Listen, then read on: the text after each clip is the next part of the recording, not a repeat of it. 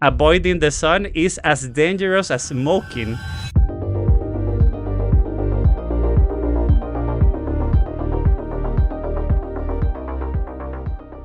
Guti, welcome to the podcast. Thank you, Nick. Nice to be here. Yeah. So I'm going to set the stage for listeners.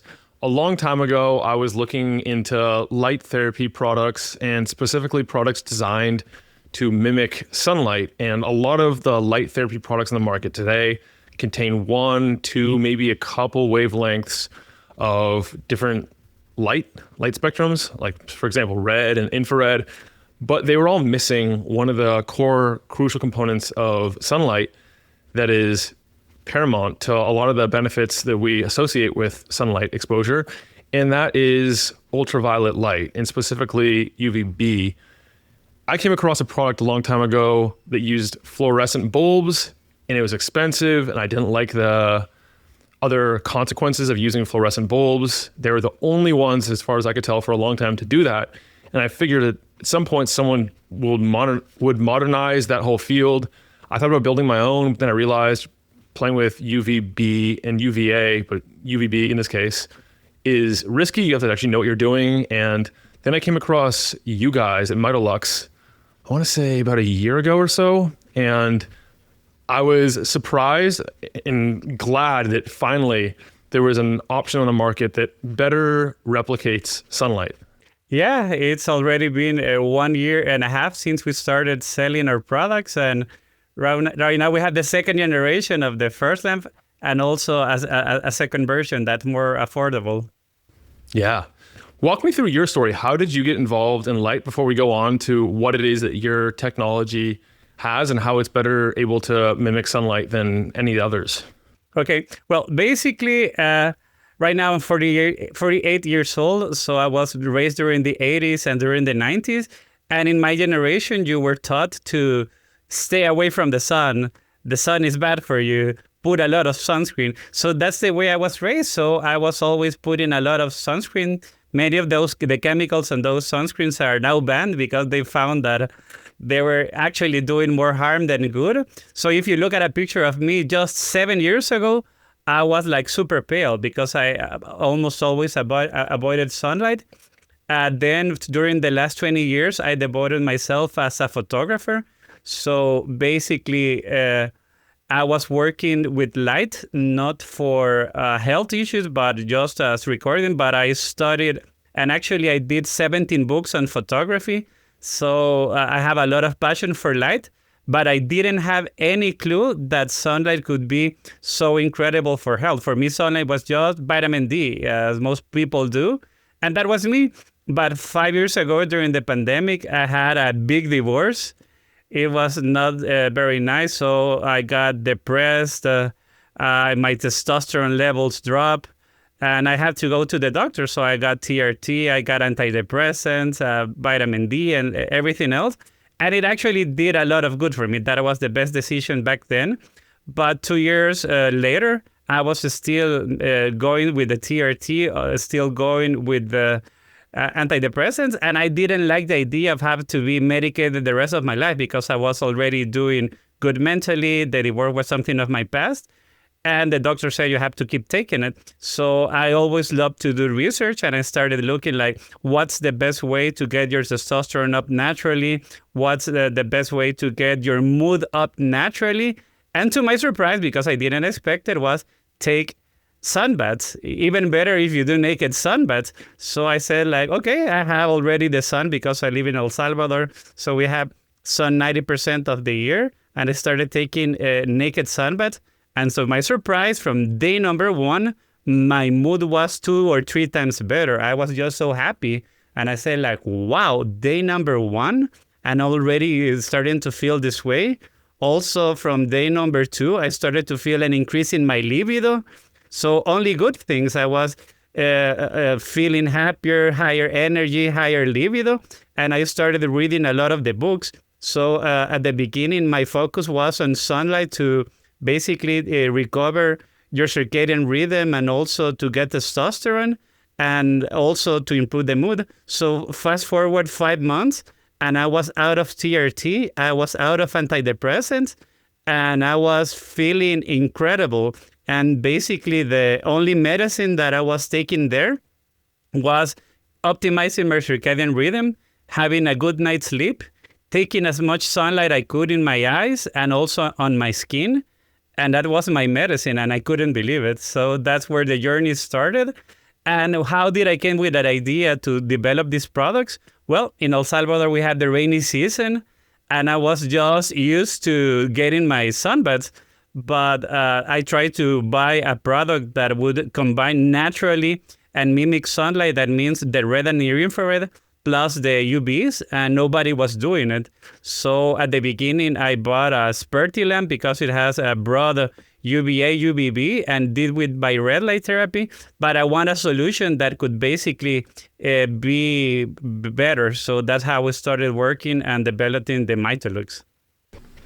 Yeah, that makes a lot of sense. And I like that you brought up that sunlight is about much more than just vitamin D production. It has a whole cascade of benefits, from antimicrobial peptides to pro-opioids that the body naturally produces, and beta endorphins when exposed to the sun, which explain its mood, and all of the many, many therapeutic properties, which is the reason heliotherapy was commonly used treatment for a very long time. Do you know some of the other things that the sun does that the vitamin D supplements won't necessarily? Oh, yes. For example, one of the ways that I started learning about how incredible sunlight is testing it myself. 2 years ago, or around 2.5 years ago, one of my dogs was almost non-functional. The doctor said that if this continued, we'll have to put her to sleep because she was barely walking because of age-related arthritis.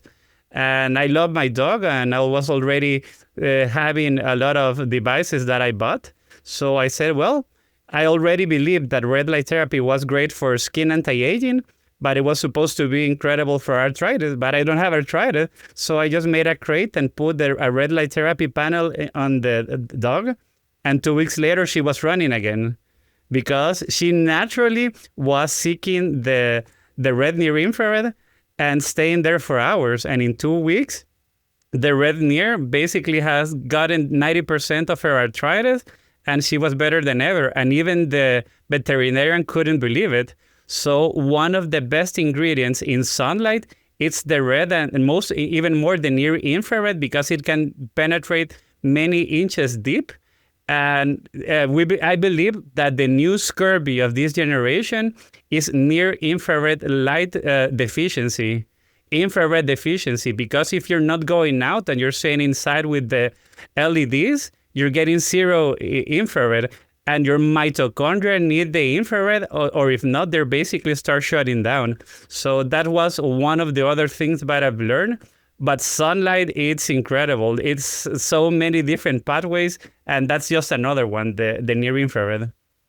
I like that you mentioned that. And specifically, LEDs, one of the ways they conserve energy is that they strip out the frequencies that we can't necessarily see with our eyes. And that's how you save energy, but it comes at the cost of not having infrared light that you would otherwise get when exposed to original lighting sources like incandescents, and then also halogens and or the sunlight. Yes, and actually, for example, I was super happy 18 years ago replacing all the incandescent lights in my house for LEDs. And that's what I knew back then. Now I'm bringing back the incandescent back. So right now in my room, it's 100% incandescent light, because I know that they're less efficient, but they're more healthy, because 90% of their energy is turned to infrared. But that's not wasted energy. That's the energy my mitochondria needs. So that's one of the changes that I'm doing. And actually, that's why we added to the latest version of the Mitolux one program that's called the fireplace. And basically, when you turn it on, I'm going to turn it right now, it's giving you back the near infrared that the modern lighted environment, it's totally depleted. So you can use it to get the infrared back to yourself. And it's incredible when you see the before and after of how it can change your light environment. It's amazing. Yeah, and that's part of the reason that the light therapy panels that are typically just one wavelength of red light therapy, and then also one wavelength sometimes of near infrared light. The reason they've become so popular is that we now are not getting out on average for sunrise and sunset, those times of the day when red and infrared light are naturally most abundant. And then you fast forward a little later in the day, and then all of a sudden you have very low levels of those, and you have much higher levels of blue light combined with the blue light of technology, of devices. There's a big deficiency in the diet of those particular wavelengths. And that's why when you add them back using technology or by being consistent with viewing the sunrise and sunset, those times a day, being outside and exposing your skin and eyes to those wavelengths, people have dramatic results. But I also like what you're mentioning, like, those aren't the only wavelengths, and why not have a device that can toggle between all the different ones that we need as humans? Yeah, so basically, I realized in my journey that I don't have to reinvent the ideal light. The perfect light is the sun. And basically, with every generation we're releasing, we are adding more wavelengths and trying to get more of the benefits of sunlight by trying to imitate natural sunlight as much as possible. So the ultimate goal would be to create a lamp that could mimic sunlight in all its different phases. Yeah.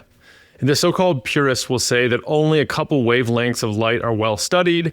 The things like the 660 nanometer red light, the 850 nanometer near infrared, 810 near infrared, a couple of different spectrums across the board. And those are the ones that devices should use, and anything else is a total waste.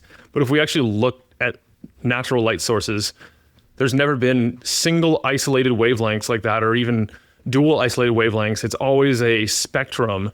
And it seems to make a lot more sense that just because the research isn't there yet, there's not a lot of peer-reviewed research on it, it doesn't mean it doesn't have benefits. It's just we don't know the benefits yet. And sure, over the next 10 years, hopefully shorter, we'll see that other wavelengths also have other unique benefits. And the best effect is when you combine multiple wavelengths into one therapeutic session. Oh, yes, definitely. Because the first panels were basically 660 nanometer red, 850 nanometer near infrared. And obviously, that's better than not having any red and a near infrared by itself. But that doesn't mean that those are the only wavelengths that give benefit. Right now, there's a lot of research that actually the best wavelength is not 660, but 670, and not 830, but 820. The 760 is amazing. So basically, in my opinion, the more wavelengths you have, the better curve you will have and the better you will mimic sunlight. So that's why on our latest Mitolux, it's 7 wavelengths into a super small device. So even more wavelengths than the big professional units, because when you try to mimic the sun, as many wavelengths that you can add, the better. Yeah. I kind of view it as like a diet. If you look at foods, you wouldn't say, okay, well, we're just going to eat these 1 or 2 foods and be maximally healthy. At least most people wouldn't do that. But then you add some diversity, and all of a sudden you have 5, 6, 7, hopefully a lot more than that foods in your diet. It's a more well-rounded diet. You're offsetting the consequences of each particular food group in isolation so that you get the effects and you mitigate the downsides. To me, I can see that same thing applying to light therapy as well. It's like no longer just like isolated wavelength here and isolated wavelength there, but a like harmonious package of them all. Yes, for example, the ideal way is to always have UV like you do in nature. And in nature, basically, even at noon, 4 to 5% will be UVA, 0.5 will be UVB, and around 55% will be infrared. So in nature, UV never comes without the infrared. Or blue light, it's not bad by itself because it always comes with a lot of infrared, and obviously at the right time of the day. So that's why what we try to do with our devices is to try to give the UV, but in a natural way, because it's always together with the right wavelengths of near infrared, in comparison to, for example, the Spurdy that's isolated UV, or any tanning bed that you go. Obviously, you will have the benefits of the UVs, but it's not in the natural way because the infrared is the one protecting your skin. So when people hear about light, and particularly sunlight, the first thought that usually crosses their mind is, isn't sunlight dangerous? Doesn't this cause all kinds of diseases? Doesn't it age me prematurely? And usually in that same sense, UVA or UVB, or just the broader bucket umbrella term of just ultraviolet light in general, is described as the rationale. You said something a minute ago that's very important, and that in nature, you're getting a full package. You're not just getting UVA, UVB shining directly at the body and exposing it to that, but you're getting other wavelengths at the same time. And it's pretty well known, at least in the, I guess, like light therapy circles, that early light exposure in the day can mitigate against some blue light exposure in the afternoon and even in the early evening, and help protect melatonin levels and sleep and everything. Why is it that UV is vilified, and how do you bypass that? Like, I'm sure you get a lot of concern and or complaints about from customers saying, hey, isn't this what causes all the damage? Why are you putting this into your product? Yes, well, basically, the story behind UV being demonized comes during the 1970s. Back then, they did some experiments that basically they gave UV in high doses to rats without the infrared, and they found that that amount of UV could be basically potentiating cancer. So they took all of the big conclusions, believing that UV was bad for you. But if you see how they made it, first of all, in nature, you never get those high doses of UV. And if you do, there's always with the infrared, and they did it to rats. And rats don't have the melanin production as we do humans, because we're not nocturnals. We humans are designed to be basically working during daylight. So they took a lot of conclusion, and that's where all the sunblock industry came in. Like, the sun is bad for you, it can cause cancer, you should be avoiding, you should be putting all this over. But the studies during the last 20 years are turning all of that information on the other direction. One of the most famous studies was a study from Sweden, in which they were trying to prove that people that took the sun would have higher mortality rates, higher cancer. So they basically followed around 20,000 women for 20 years, something like that. And basically, when they finally got the results, they were totally surprised, because they found that women that were taking the sun had a reduction in mortality rates, and even women that smoked that took the sun were having better health than women that didn't smoke but didn't take the sun. So basically, the headline is, avoiding the sun is as dangerous as smoking. Just imagine that. Everybody knows that if you really want to die soon, smoke. But people don't get taught that if you avoid the sun, that you have a higher increase in mortality rate and risk, because you actually need the sun for your body to work fine. So that's where it all started. But now all of the studies are finally understanding better on how the benefits of sunlight, and even they're now understanding that you can never replace the sun with an oral vitamin D. Because vitamin D, it's amazing, but that's just one little part of all the health benefits you get when you get the sun. The vitamin D does not produce the serotonin, the dopamine, does not influence your hormones, does not basically give the energy to your mitochondria, does not improve the nitric oxide that UVA does. So vitamin D, it's just a small component on all of the benefits of sunlight. Totally. And also the vitamin D you get through supplementation is not in that active form as well. So your body has to actually go through another process to activate that vitamin D as well. Oh, yes. So they did research, and they saw what happens after people stop taking vitamin D, and the vitamin D levels plummet super fast because it's not in the sulfated form. But when you take sunlight, it can last for many months. It goes down super slow. So chemically speaking, it's not the same. So nothing beats natural vitamin D. And also one interesting fact, for example, in the United States, around 30% of the population have gastrointestinal issues. That means that their gut is not working fine. And what happens when you take oral vitamin D? it goes through the drain. So that's why a lot of the people that are buying our product are people that cannot raise their vitamin D levels when they take it orally. So they go back to seeking it naturally through their skin. Interesting. Yeah, and there's a lot of variation in like the doses people take in vitamin D supplements. It's like I've seen and heard people using 50,000 IUs per day to get their levels up, and I think more common is like 5,000 to 10,000. But for some people, even 5,000 to 10,000 can be way too much, and like they need to do 1,000 or 2,000 depending on their, I guess, skin color and their amount of time they spend outside, and genetics and a bunch of other factors. Yes, and in my opinion, vitamin D levels should be just a marker to see if you're getting enough UVBs, you're getting enough sunlight. Because if you just take it orally, I'm not against taking orally. I'm actually, myself, do a combination of natural sunlight and oral vitamin D. But you should be just as a benchmark if you're getting enough sunlight.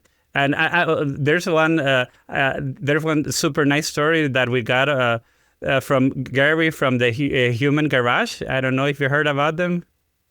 Well, he told me that he went to England a couple of weeks ago, and they did a blood test on him to see how he was doing, and they were surprised because basically he has not been taking oral vitamin D, and he's been traveling the last month, and his numbers were 99 nanograms per deciliter. So they say, like, you have the highest numbers we've measured, and the only thing is that he's always traveling with the Mitolux and using it every day. Interesting. Yeah, I hadn't come across the research that the oral supplementation doesn't last in the body, doesn't persist the way the natural exposure does. That's really interesting, because like that means if you're supplementing it in the winter, your levels are gonna fall off very quickly if you stop, versus if you already have the natural buildup from lots of daytime exposure, you might get through the winter fine because it's going down much more slowly. Yeah. And also a lot of the benefits that are attributed to vitamin D, it's actually not vitamin D, but other pathways that you get through sunlight. A lot of the benefits are actually caused by the infrared, and they thought that they were caused by UVB. For example, the nitric oxide, that's not caused by vitamin D. So nothing beats taking sunlight, and it's free if you live in the right place. Yeah. And so some people, because I think it's mainly skin color, they will not get enough vitamin D production, even if they spend a lot of time outside. It's actually not just skin color now I think about it. It's also like geographical location, like where they are in the world. If they're very, very far north, for example, they might not get as much UV and then not be able to produce as much vitamin D as a result. What other factors are there? And like, do you see this coming up very often, that they can't get enough, people can't get enough through natural light exposure? Well, basically, your skin color determines the amount of melanin, and the melanin is the one that's protecting your body from the UVs. That means that if, for example, you live in Ireland and you're a redhead, that means a Fitzpatrick type 1, you'll need very little sunlight to get your vitamin D, because that's how we evolve. Humans evolve in Ireland to be very fair color, so they're more efficient at producing vitamin D. On the other hand, if you go to Africa and you see dark skin, you will need several hours of super intense sunlight to get the right level. That means that if for example, an African American, you have a skin color that needs to be the equator, taking hours of sunlight, but now you have them in an environment that's not the natural for their skin tone, that means that they're going to have more problems with the deficiency in sunlight. And if you see at the data in the United States, most of the cases of diabetes are Latinos or African Americans. And why is that? Because they have higher melanin, darker skin. You need more sunlight, but you're not giving the sunlight. So the darker your skin color, the more you really need to be getting the UVs in order to have good health. Yeah. Melanin itself is a very fascinating substance. It could be an entire podcast episode about all the things it does. And there's the speculation that that's like one of the key differentiators that let humans become what we are today, and like what it can do for us in terms of protection against different things and substances and foods and substances we can consume that help increase our melanin production and capacity, peptides, lots of other stuff there. Well, I mean, why do you think melanin is interesting if you do?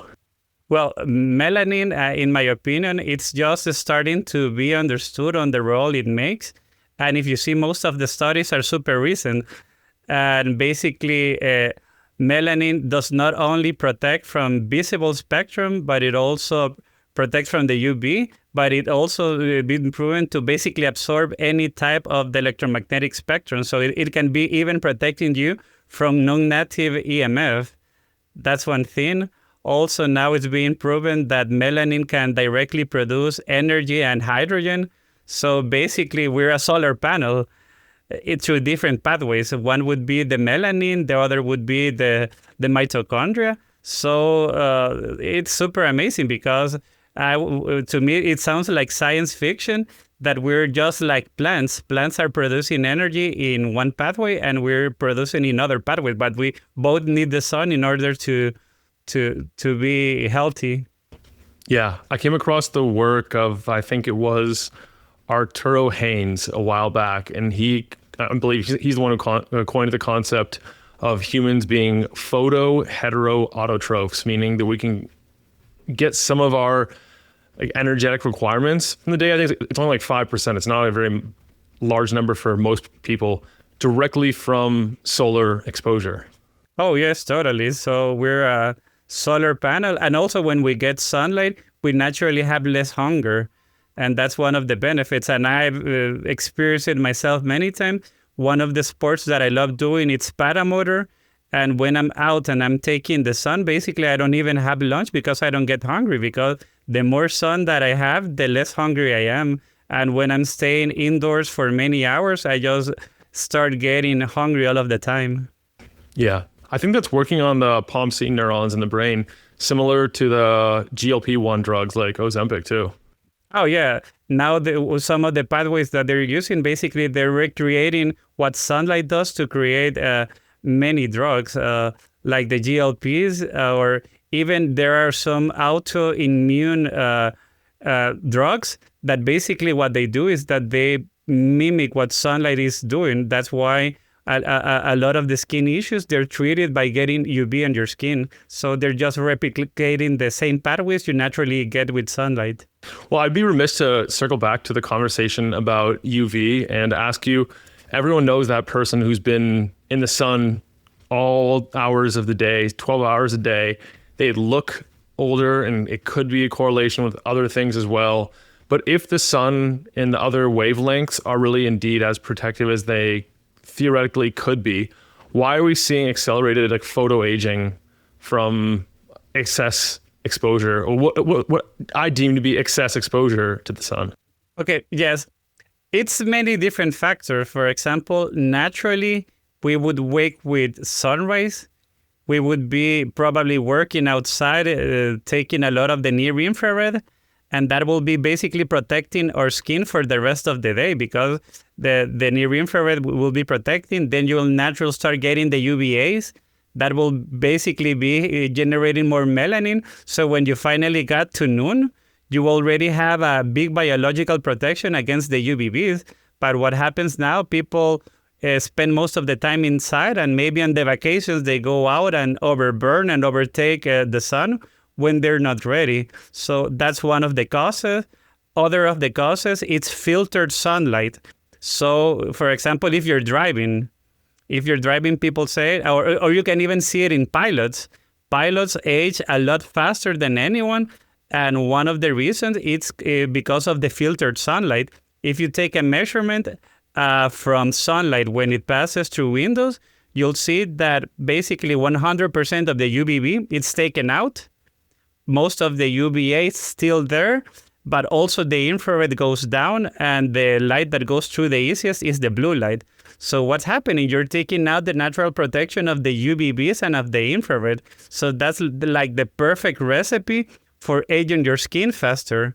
Or right now, basically, we're spending a lot of time indoors with a lot of blue light, and a lot of blue light without of the near infrared. That's basically aging your skin. It's also causing wrinkles. It's also causing skin patches and discoloration. So in nature, you need to take sunlight the right way. But obviously, it's proven that sunlight has a lot of benefits, but the UVAs do cause some skin aging. But you can balance that taking more early morning sunlight or getting a panel that has more infrared, basically to reverse that part. Interesting. Yeah, I forgot about the relationship between UVA and UVB also, and that when you put light through a window, you're filtering out the UVB, which in a way counteracts some of the effects of UVA. And it gives you warning signs about like your level of sun exposure. Like you get the reddening of the skin, and you get some of like the other things that help offset it.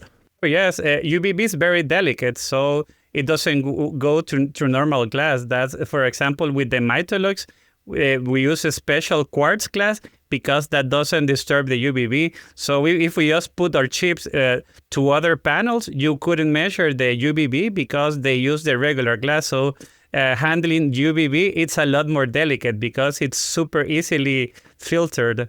And yes, UVB is actually your protection against skin aging because it's the one that produces the melanin. So just getting UVA, it's what causes the aging. And one interesting fact, the sunscreens that were popular during the 1970s, 80s, and 90s were just blocking UVB. So imagine this is the recipe for disaster because UVB is the one that protects. Obviously, if you get too much, you can get your skin burned. But what was happening, people were putting these sunscreens that were blocking all of the UVB. So now suddenly they were spending 5, 10, 15 times longer in the sun, but they were getting excessive UVA because they were not full spectrum sunblocks. So that was causing the accelerated aging because they were getting more UVA that they could naturally be getting, and they were getting it without the UVB. So that's why sunbeds or just using sunscreen that's not full spectrum will actually cause your skin to age faster.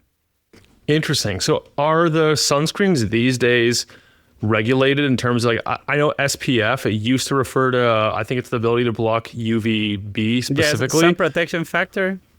Yes. So they're regulated, but depends on the country. The good thing that at least nowadays they're full spectrum. That means that they're also blocking the UVAs, but a lot of the chemical, for example, one sunscreen that is legal in the US would probably be banned in Europe or in Australia. So, and sometimes they just change one chemical that has been proven to be dangerous for another chemical that will be proven to be dangerous and removed in 5 years. So my advice is the best sunscreen is the shade. So get enough light till you get your sunlight, and then cover. And if you have to use sunscreen, I use mineral-based. And nowadays there are minerals that are full spectrum, so that can actually protect not just from burning, but from aging. Yeah, I was curious about that because a lot of times you'll see like these marketing claims in bottles and you don't know if they actually mean anything, if they're regulated, anyone oversees them. I know when I was younger, I used to use sunscreen and I would reapply it every 60 minutes or whatever the bottle said on it. And at the end of the day, I was like, okay, I did this thing exactly by the books the way it should be. But I would look at my skin and I'd be like, I look noticeably older. I shouldn't look like this if I've really been fully protected in the sun all day. Lo and behold, I wasn't, and I did get photo aging, and then I stopped using it, and I would actually start to get red, and I could tell when I was in the sun for too long, and I'd slowly build up my solar callus over time, and I'd spend more time in the shade, because even in the shade, as I understand it, especially when you're around a green environment, meaning like nature and stuff, the infrared reflects off the green, and you get a greater exposure, even though you're not directly in the light of the sun. Yes, and another thing is that we've been doing things backward. One of the things that we do is if we go out, we put the sunglasses, and basically we're blocking the UVAs from entering the eye because we were taught that the UVAs were going to be causing cataracts. But what we're basically doing is that we're fooling our circadian rhythm, and that means that if we don't detect the UVAs through your eyes, you're not going to be producing as much melanin. So for example, now I don't longer use sunglasses. I use these glasses from the brand that's Viva Rays.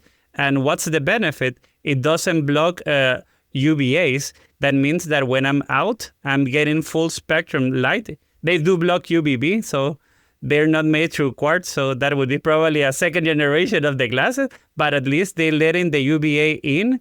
And that's amazing because you need that for your circadian rhythm, and you need that to tell your brain to start producing melanin. So if you wear sunglasses, you will have an easier time burning your skin because your eyes will believe that you're indoors, but your skin will be outdoors getting the sun. Mm-hmm. So are there exceptions? Would you wear like full protection sunglasses if you were like, say, in snow or you're on a boat in like strong sunlight for a while? Like where's the threshold for you? Oh, yeah. Obviously, if you have too much light, like snow or on a boat, put the glasses, but try to avoid the glasses whenever there's not that much light.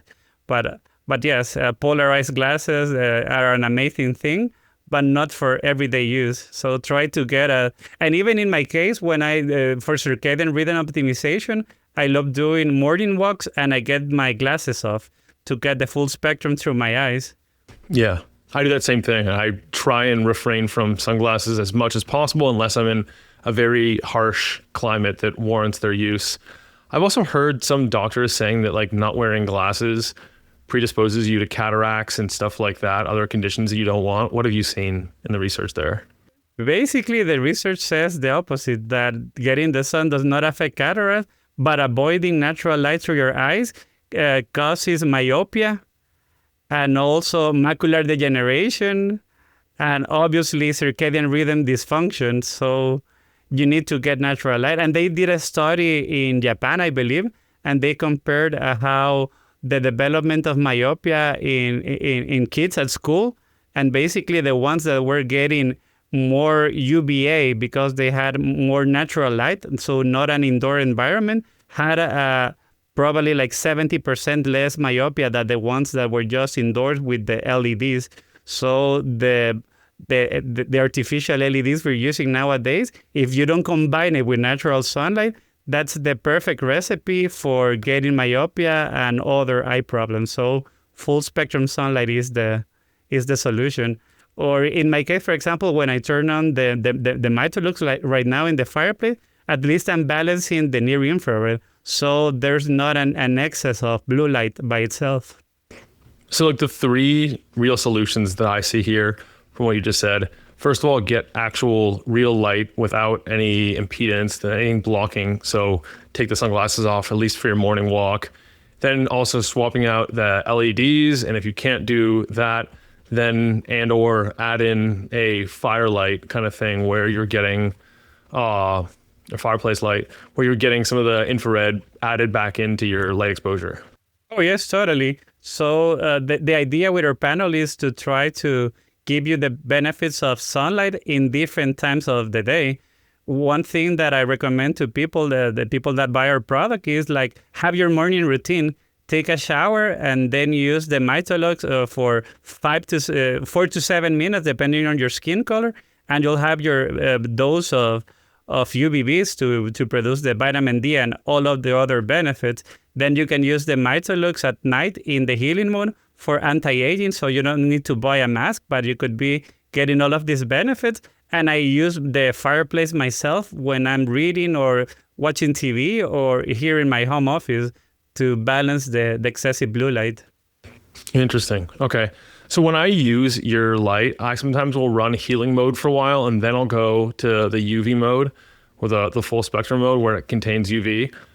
Is that unnecessary? Like, how does the actual UV program work? Because as you made it very clear, the research shows you don't want to just take the isolated wavelengths of UVA and UVB and just blast them. You want to actually make sure you're getting proper exposure to infrared. I'm not sure if it needs to be before or if it's fine if it comes after, or ideally both. Okay.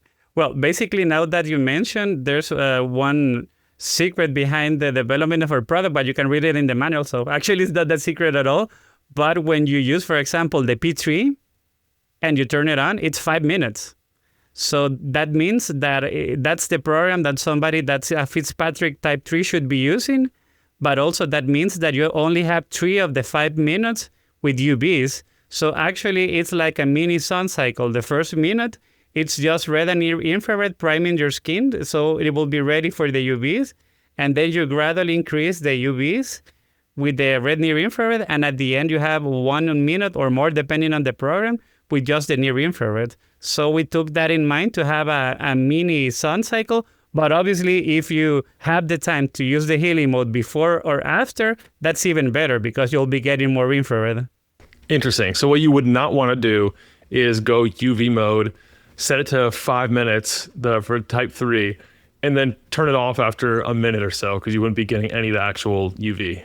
It's actually all of the time when it has UV, it also has the near infrared. So it's better to have the full program because you will be getting more infrared. But at all times when there's UV, there's the red and the near infrared. And we also have something very interesting with the wavelengths we had added, not by chance, but for example, the 590, that's the orange one.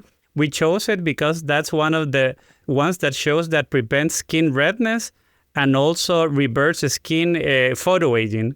So that's the orange one. Also, on this generation, we also added the 940 nanometer wavelength that just a few companies are using. And that's because the 940, it's the one that prevents your skin from getting burned. So actually, when you get the near infrared, your tolerance for UV can double or even triple when you're added with the near infrared. So just by adding the 940, you can get even twice as much UV. That means more vitamin D production without getting burned. So that's one thing that people don't talk about in the light therapy world. It's like, what do these other amber hue lights do? What is 940 infrared? Is that near infrared still? Like what does that do? And it's cool to hear that you guys are actually building out that, not necessarily research, but you're compiling it and synthesizing it into the products themselves. Oh, yes. Basically, all of the features in our lamps are based on scientific studies that are published and we're learning. So on the first generation, we didn't have the 940 or we didn't have the 810. We had the 830 and 850. But then we learned about the benefits of 810, mostly for deep penetration, for people that are doing sports because it penetrates good for muscle recovery. And the 940, it's mostly added because it can help protect your skin from the UVs. So on the Mitolux, you have 7 wavelengths. So it's a super broad spectrum comparing to anything on the market. And also, I know from looking into this a long time ago when I was going to build out my own panels, because I had a phase where I thought that would be an easy thing to do. And then I realized it's actually a lot harder than it seems, getting all the materials and soldering everything together, wiring it, getting the driver and everything. Decided not to do that, but the different diodes are very different prices. And I think like the 850 in terms of like the near infrared, I think that's like one of the more affordable ones compared to some of the other lower like 810, 820, 830, 840. I think those are a bit more expensive and harder to source. Oh, yes. And for example, in our products, the biggest cost that we have is the 295 nanometer UVB. That's like 8 times more expensive than the normal near infrared. So there's even one company that's selling a device that uses the 295 like ours. And instead of being $800, they're charging around $4,000 to $5,000. So the UVB can be very expensive, but we try to make the devices for home use so everybody can get them. But yes, there's a very different price range depending on the wavelength. And 850, it's the most popular one, so it's the cheaper one. Gotcha. Let's dig a little more into the UV now, because that's a really important part of these products. And I think there's not much information out there in the public domain, unless you actually dive into the research around these, about like what to look for, how you know you're getting a good UV containing product. As you mentioned, there's the Spurdy, which is the old legacy established one, but it uses different technology. It's not LED, has plenty of other downsides and issues. But like, first of all, like, how do you even choose between the many UV like LED wavelengths and everything? Because there's the one that you guys chose, there's another one I've seen other companies use, and there's differences between each. Yes, well, basically right now the wavelength that has been used more is the 310, 311 wavelength, and they are using it a lot right now for skin issues, for autoimmune like eczema, psoriasis, vitiligo. That's the one they use.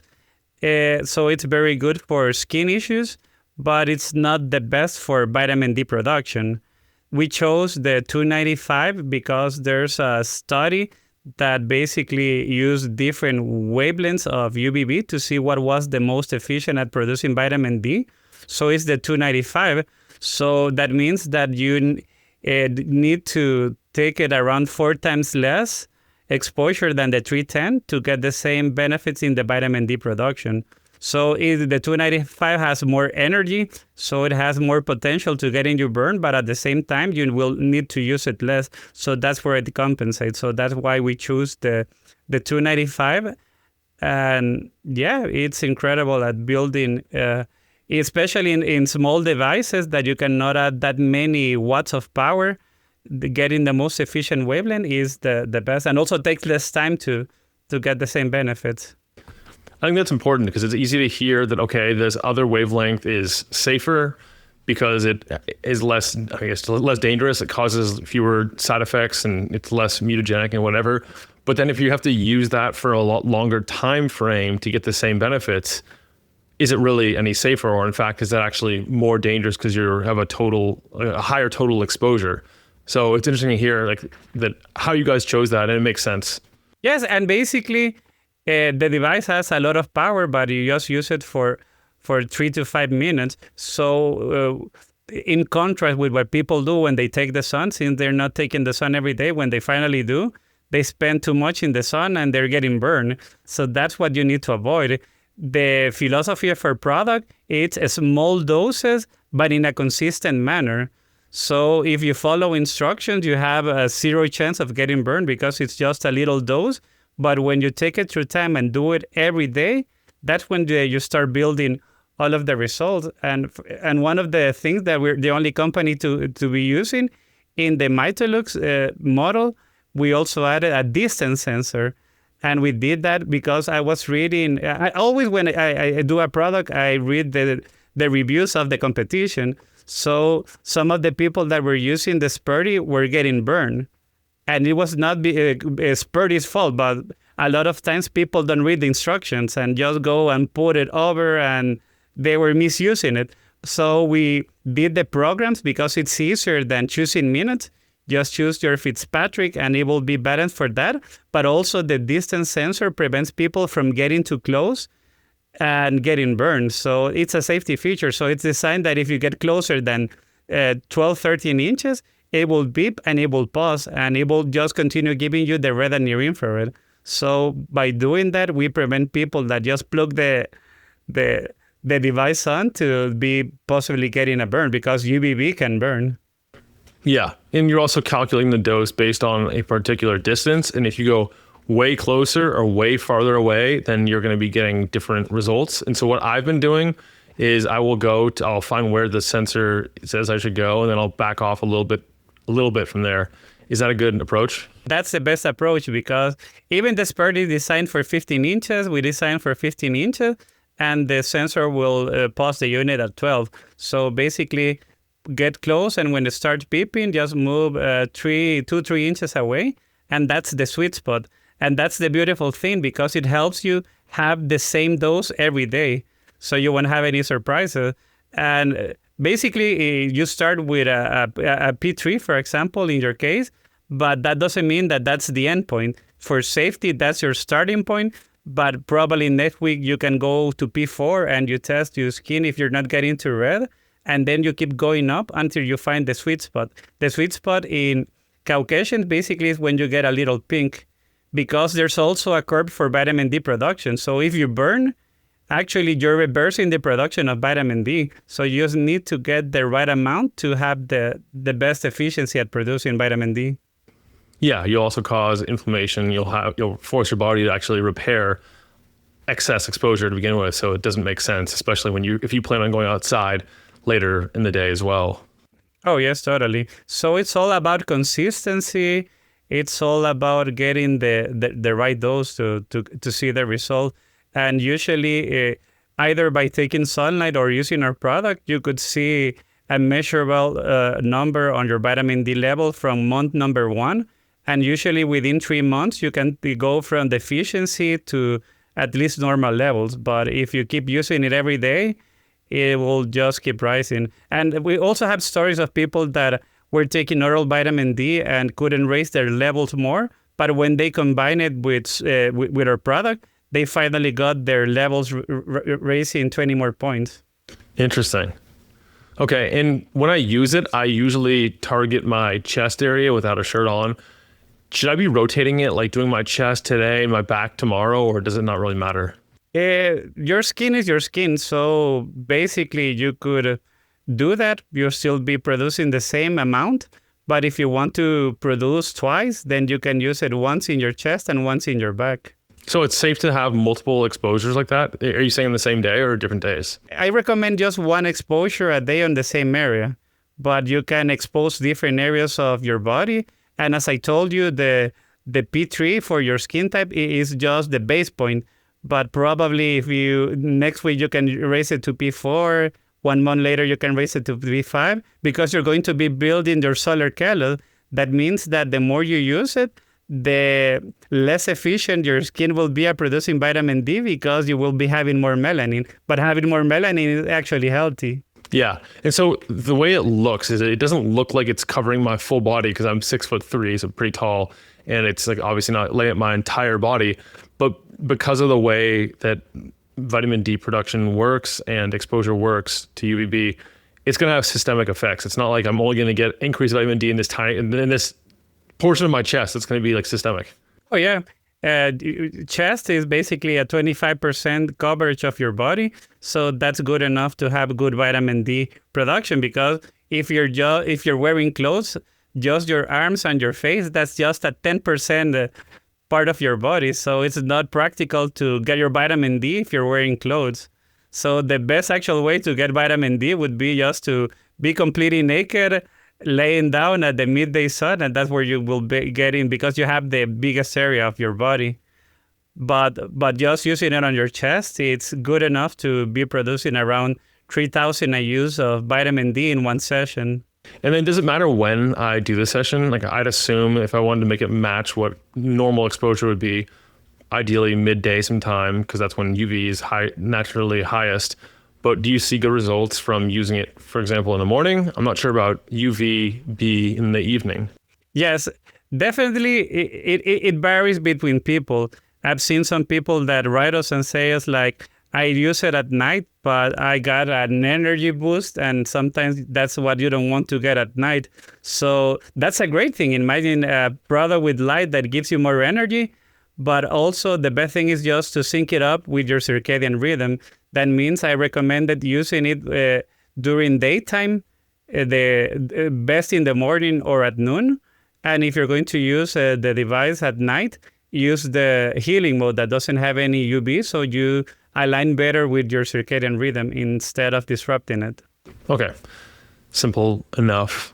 There's so many cool things to discuss about this technology. Oh yes, and a lot of the benefits of UVB, because UVB has tons of benefit. So when I started, for me, it was testosterone and mood. Those were the two things that I was looking, but there's a lot more to that. One would be autoimmune function, and that's one heavy topic in most of the world right now, because I believe that around 10% of the population has autoimmune disease. So one of the best ways to help with that is to get more sunlight, and just as simple as that. And even if you go back on time, one of the first recorded benefits or medical recommendations about taking sunlight was actually the skin. And they say the Greeks were recommending, if you have any skin issues, go take more sun. And that's totally, even today, you see that they're manufacturing some lamps for helping you protect or reverse acne. And they're using some wavelengths of blue light in combination with red and near infrared. So if you have pimples, go take more sun and they will naturally go down. What do you think is like the most underutilized use case for these lamps? I believe that the most underused is that most of these lamps, they're just used for beauty, when the near infrared can do a lot more. In my case, whenever I'm feeling any joint issues, because I went back to the gym some months ago and my joints were hurting, I just started using more red light therapy, and you could feel the benefit from day number one. So it's not just for the skin, it's for a lot more. And the more you study, the more you'll realize and how it could be improving your life in so many different pathways. How'd you choose to not include UVA in the lamps? Well, basically, this product was designed to be giving as many benefits as possible. But when we did our studies, a lot of people's concern was skin aging. So basically, they wanted the benefits of sunlight in regards to the UVB. That means the hormones and the vitamin D. But they were afraid of the skin aging. And most of the skin aging is caused by the UVAs. So basically, we decided not to include the UVAs in that sense, but we'll probably be launching soon some other models that will be including UVA, because some people just want the benefits and they don't care about the skin aging. So one of the benefits is nitric oxide. And nitric oxide, to me, it's one of the most miracle molecules ever. I've tried lots of supplements, and to me, one of the supplements that I used around 20 years ago for the first time was arginine alpha-ketoglutarate, and the benefit of that is increasing your nitric oxide. And I was basically recovering twice as fast when going to the gym. And arginine also helps you lower your blood pressure, and what it does is basically increases the nitric oxide. And you can also do that naturally when you take the sun or take UVAs. So that's one of the biggest benefits, and we'll probably use it on some other products in the future to try to mimic, as I said, natural sunlight even closer. Yeah, I was going to say, because even if it's not like a high percentage of UVA, like most of the light is still the other wavelengths, even just having like a trace amount in there could help with some of the effects you get from UVA that you don't get from others, like the nitric oxide. And there's a handful of others that I came across when I was researching it as well. But then you have to juggle the whole like public perception of like UVA being the devil, being like this terrible thing, and having so many consequences and downsides without any benefit, even though it's not necessarily true. But then figuring out how you can work that into a product without causing people to be even more concerned. Yes, the good thing about these lamps in regards to natural sunlight is that if you want the benefits but don't want the wrinkle, for example, in a product that would have the UVA, just shine it on your chest, just shine it on your back. So you'll still have incredibly young looking face, so you could still get the benefits.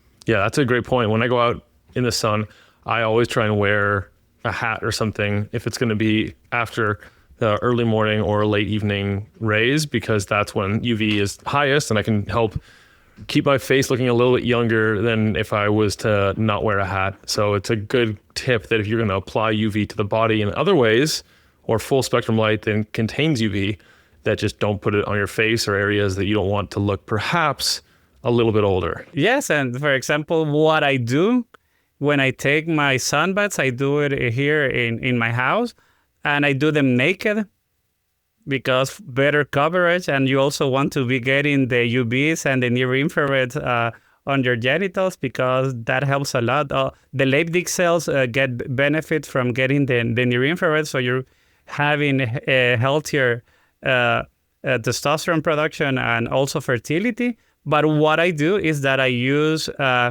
mineral sunscreen on my hands, on my neck, and on my face. So that's what I do. So I get full benefit, but I don't get the aging on the parts that usually age faster. That would be your hands, neck, and face. That's the way I do it. So I do use mineral sunscreen, but targeted, not on my whole body. Interesting. One of the theories that I had, and I've been using consistently, is that like for maybe 15 seconds or so during the session that I'm using the Mitolux lamps, I will take it and I'll shine it far lower, and I'm already naked, so it's fine. And I'd assume that's going to further increase testosterone production and have other beneficial effects. Is 15 seconds, like, would that have any effect? And I don't know if there's any research on whether or not that would do anything. Well, there's research, recent research on the effects of infrared on male genitals at improving sperm function, so the mobility and the quality. And that's because the cells that are producing the sperm obviously have a mitochondria. Also, sperm are one of the most dense mitochondria cells in the body as the egg cell. So the more near infrared you get, the more chances you have at producing quality sperm and your fertility.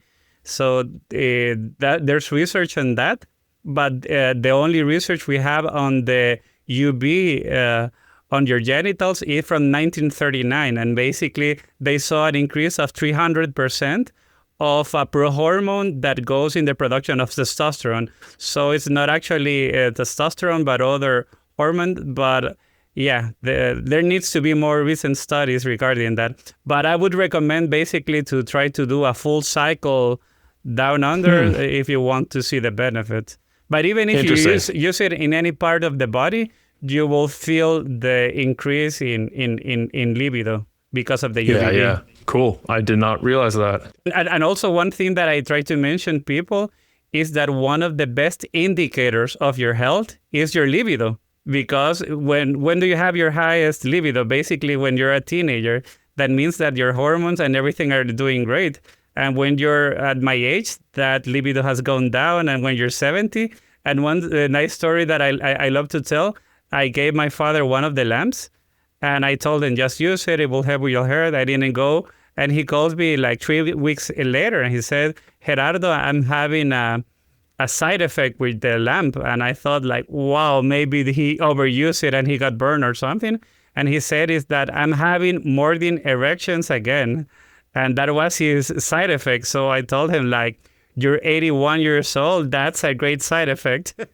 Yeah, it's a good indicator of improved overall health, like you're mentioning too. Yeah, so libido should be one of the best things to measure how your health is doing. One of the other questions I had for you is related to the glasses. So you don't want to look directly at UVB for long periods of time, especially when it's really intense. Is that more of like a requirement? Like you're going to go blind within one session if you aren't wearing the glasses? Like if I have my eyes closed, would that be okay? Would that be enough protection? Or like what if someone else walks in the room while I'm using it and they're not like directly in front of it, but they're say 50 feet away, 40 feet away, 30 feet away? Will they have eye damage from walking into the same room as the UVB enabled lamp? Okay, well, basically if you just close your eyes, you won't have any problem. And also, if you are at 4 meters, the UVB would be basically non-existent because light works in a quadratic function. So that means that if you, instead of being 15 inches, you're 30 inches, you'll just have 1/4 of the exposure. And if you increase that distance, you'll have 1/16 of the UVB. But we mostly do it so we're protected against any person using it the wrong way. So obviously, I use it many times without glasses. I'm just not looking at it directly and nothing bad happens. But even with a stove, if you put your hand on the stove, you'll get burned. But that's logical. So it's just doing things the way you should use, but it's just a protection so nobody does anything wrong.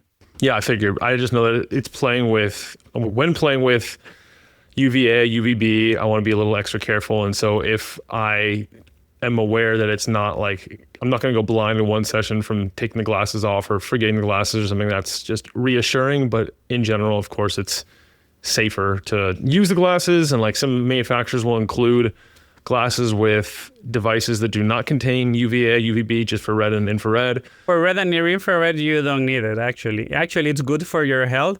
They've been shown that just a 3-minute exposure with infrared can improve your the way that your eyes detect color and detect contrast. So, and it's because your eyes are one of the most mitochondrial dense part of the body.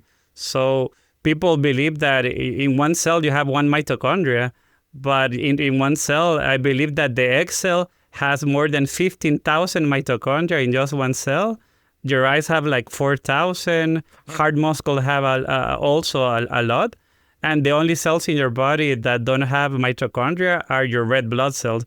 So that means that most part of your body, when you shine the infrared, you could be really improving most cells.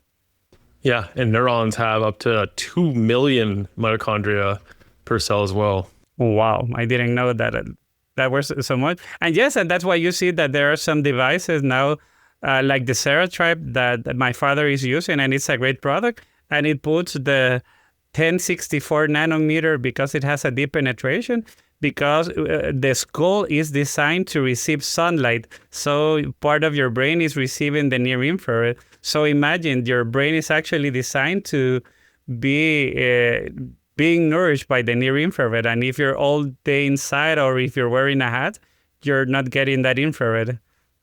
Well, you do have a device in front of you that is capable of measuring the different wavelengths. And for people who are tuning into the video version, it'd be interesting to see what your light environment looks like now in terms of the spectrums, and then what it looks like with light, the fireplace mode. I forget what it's called. Yeah, fireplace mode on.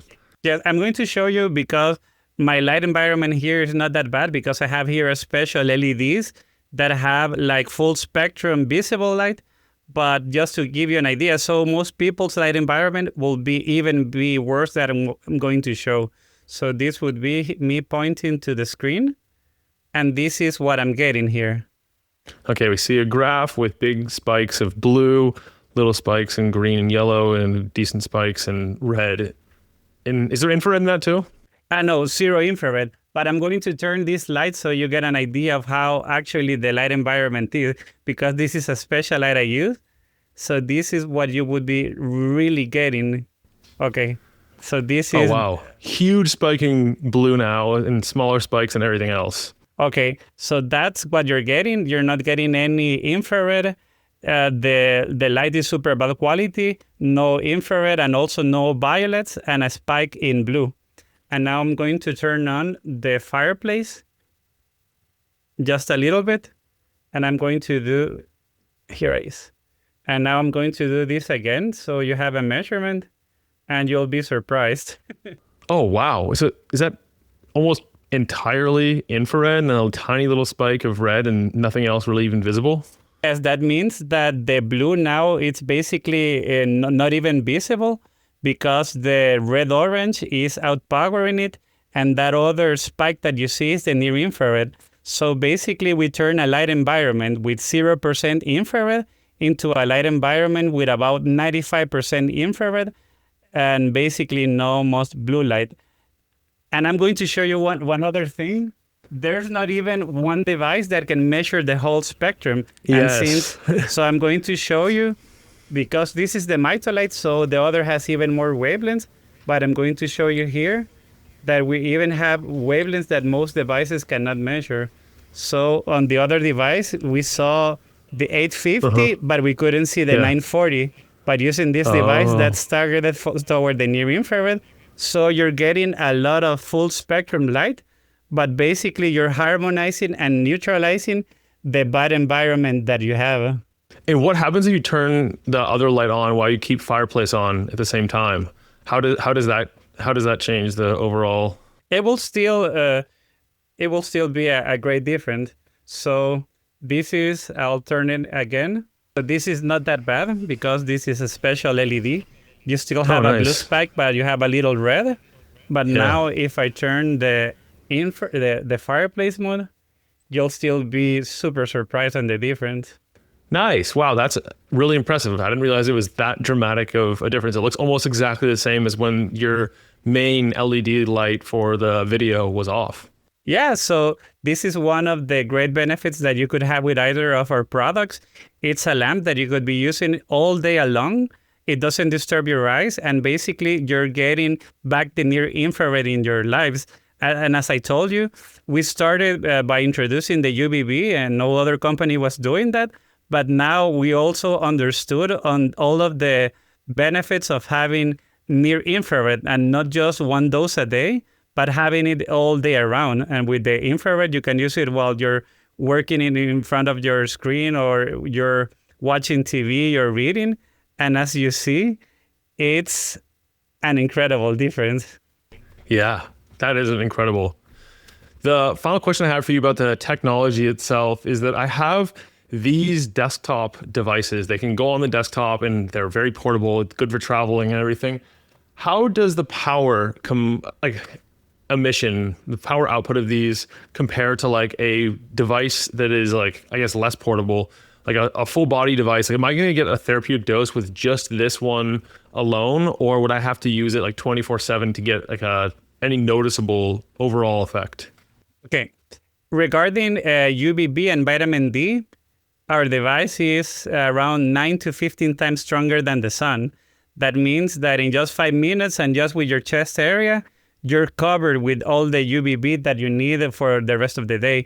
So even if you had a big panel, what I would be doing is lowering the distribution of UVB. So I wouldn't, basically a panel that's 5 times bigger, I wouldn't increase the UVB 5 times because you have more area.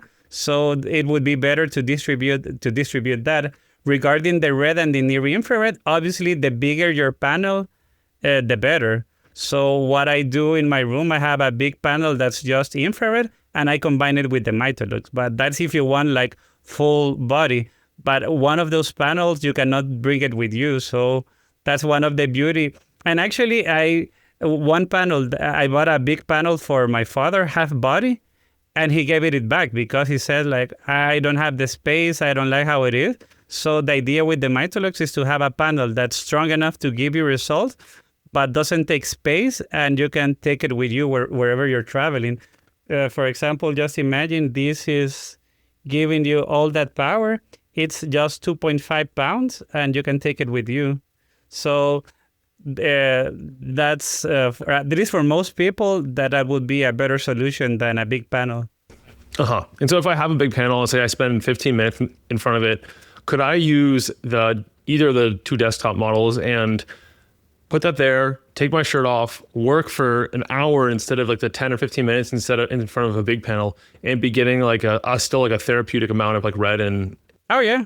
Yeah, basically one small lamp, if you move it farther away, you'll have less light, but you can definitely use it if you just put the healing mode 1 hour and do a workout there, and you'll be getting a lot of the red light therapy because you'll be supplemented it with a longer exposure time.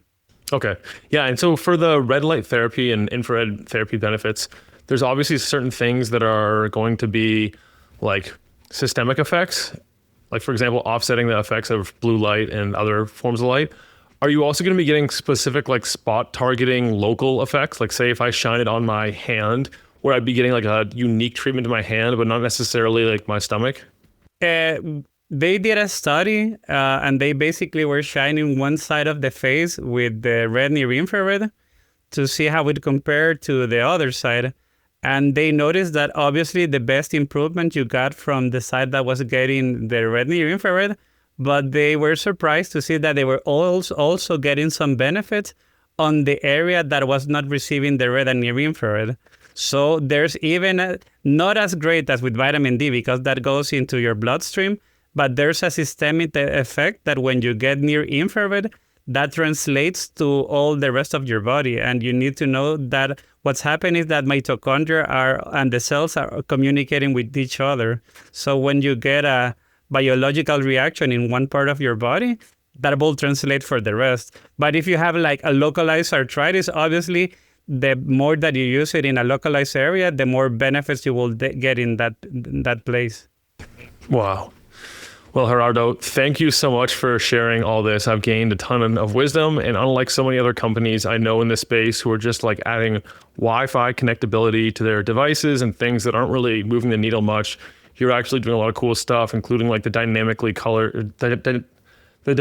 changing light modes, the wavelengths throughout the sessions, and adding a bunch of different wavelengths and more and most closely mimicking actual natural light and having the candle mode. We didn't even touch on the gamma mode, which can train your brain to different frequencies. There's so many cool things that these devices do that none of my other panels do. So if people want to give them a shot to try out any of the Mitolux products, how do they connect with you and find you? Yes, I'm going to share you a special code so they get a 10% discount if they want to purchase a device, and they can visit us at mitolux.com. And if they have any questions, we're super happy to answer. You can write us through our social media too, and we'll always happy to help answering your questions, whether you buy or not. Sure. Sounds good. And the code I have for you guys already, I think, is Urban. So you guys can use that if you want to check them out. And you have currently 2 models. You have the light lamp, this portable one, great for travel, and you have the more hardy desktop. I mean, they're both desktop, but this one has more features built into it and more modes and everything. Any other differentiators that people should know about before they decide on a product? Basically, consider one is the MacBook Pro and the other is the MacBook. So they give most of the benefits. The main difference between the more expensive model is one is made with aluminum, the other is painted steel. The premium model has the distance sensor, and the premium model has the gamma mode and also more wavelengths. But both will give you incredible effects, and the orange one is 40% cheaper. So it's just for people could have, and because a lot of our customers were like saying, I love the Mitolux, but I want something that would be under the $500 mark. So we did it because our vision is not to have our products in biohackers houses, but in every household, because we need to get more sunlight. And our slogan is get your daily dose of sunshine. And we're trying to lower our prices and keep the quality so we can make it more affordable for everyone. Beautiful. Well, thank you so much, Guti, for accomplishing this and sharing your creation with the world. Thank you so much. And I'll keep you posted on all the new products and ideas we have. And thank you all for sharing your time, your energy with us. Until next time, be an outlier. Thanks for tuning in to High Performance Longevity. If you got value today, the best way to support the show is to leave a review or share it with someone who's ready to upgrade their health span. You can find all the episodes, show notes, and resources mentioned at outlier.com. Until next time, stay energized, stay bioharmonized, and be an outlier.